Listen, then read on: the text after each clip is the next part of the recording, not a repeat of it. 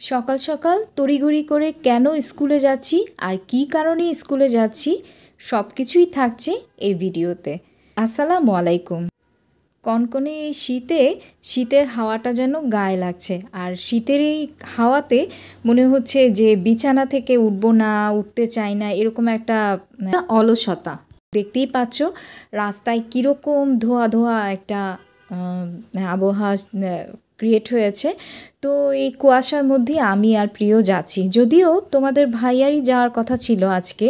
তো তোমার ভাইয়া তার মানে লেপের নিচ থেকে উঠতে পারছিল না, তো সে বলছে যে রাত থেকে আমি জানি যে তোমার ভাইয়া যাবে, তো সকালবেলা উঠে বলতেছে না আমি যাব না, তুমি যাও, আমার আজকে শরীরটা ভালো না।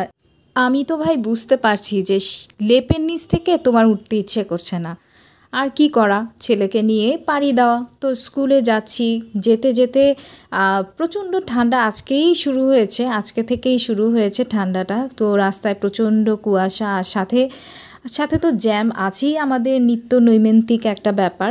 তো এই জ্যামের মধ্যে আমি আর প্রিয় বসে আছি, তো বসে বসে চিন্তা করতেছি কি করা যায়। তো চলে আসলাম আমরা স্কুলে। তো চলে আসার পথেই তো প্রিয় এখানে পতাকা দেখে বলতেছে মামা একটা পতাকা বাই করে দাও। তো আচ্ছা ঠিক আছে, পতাকা একটা কিনে দিলাম। তো এর মধ্যে যাচ্ছে, সব ভাবিরাই যাচ্ছে। আচ্ছা যেতে যেতে কি হলো দেখো, ক্লাসে আজকে রেজাল্ট পাচ্ছি আমরা প্রিয়র। তো এবার হচ্ছে ফটো সেশনের বালা। তো প্রিয় তার অনেক ফেভারিট একটা টিচারের সাথে, মানে আমাদের সাদিয়া মিস অসাধারণ একটা মিস। তো ওই মিসের সাথে ছবি তুললো, তারপরে আস্তে আস্তে সে বল নিয়ে গিয়েছিল, তার খেলতে হবে মাঠে। তো আমি বললাম যে খেলাধুলা আজকে বাদ। তো সবাই আজকে দেখা গেছে রেজাল্ট নিয়ে খুব খুশি মনে বাড়ি ফিরছে। তারপরে চলে আসলাম বাসায় এসে দেখি কাজের তো অন্ত নাই।